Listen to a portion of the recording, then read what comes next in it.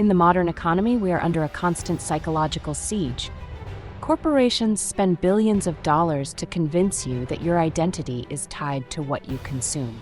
They want you to believe that buying stuff is a path to happiness or status. This is a profound structural lie. In the machine-like grind, we recognize that every physical object you acquire carries a hidden tax, a tax that is paid in time, space, and cognitive RAM. To reach the 1%, you must stop being a collector of things and start being a collector of power. You need to understand the real cost of ownership. The first layer of the hidden tax is the maintenance drain. Most people only look at the sticker price of an item. The architect looks at the life cycle cost.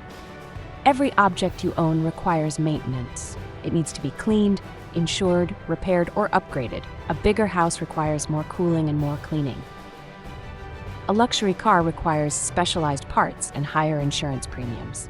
These are recurring system leaks that siphon off your monthly surplus. You aren't just buying a product, you are hiring a new task that you must manage forever.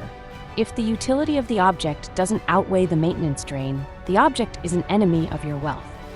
The second layer is the opportunity cost. When you spend $500 on a new gadget or a designer item, you aren't just losing $500, you are losing the future value of that capital. In the 1% mindset, $500 invested in a high-yield asset today is worth $5,000 in the future. By buying stuff today, you are effectively taxing your future self.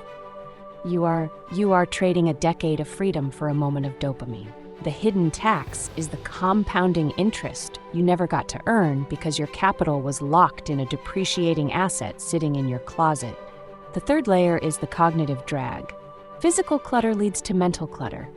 Every item in your environment is a data point that your brain has to track. A cluttered home or workspace increases your baseline cortisol and reduces your ability to focus on high-leverage engineering. The 1% practice tactical minimalism. They keep their physical environment lean so their mental processor can run at top speed. They realize that owning less is a strategic advantage. It makes you mobile, it makes you focused, and it makes you anti-fragile. When you aren't tethered to a mountain of stuff, you can pivot your life and your career with zero friction. The psychology of the 1% in this domain is one of essentialism. They don't buy things to feel better, they buy tools to do better. They invest in high-quality hardware that lasts for a decade, rather than disposable trends that need to be replaced in 6 months. They understand that luxury isn't about having many things. It is about having a few perfect things that serve a specific function in the architecture. They are resource allocators who realize that every dollar spent on a liability is a dollar stolen from an asset. To execute the protection protocol, you must perform a possession audit. Go through your environment and identify the drains, the items you haven't used in 6 months that are taking up space and mental energy. Sell them. Liquidate the dead capital and move it into your investment engine. Before your next purchase, apply the wait protocol. Wait 72 hours. Ask yourself, does this object provide a structural upgrade to my life, or am I just paying the hidden tax for a temporary feeling?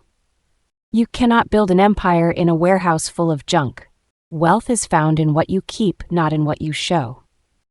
Stop being a consumer and start being a sovereign. Audit the drain, liquidate the clutter, secure the focus. The machine is now lean and optimized for speed. If you are ready to stop leaking your wealth into the consumer void and start engineering a life of true substance, subscribe. The Wealth Architecture series is showing you how to reclaim your future. We will see you in the next deep dive.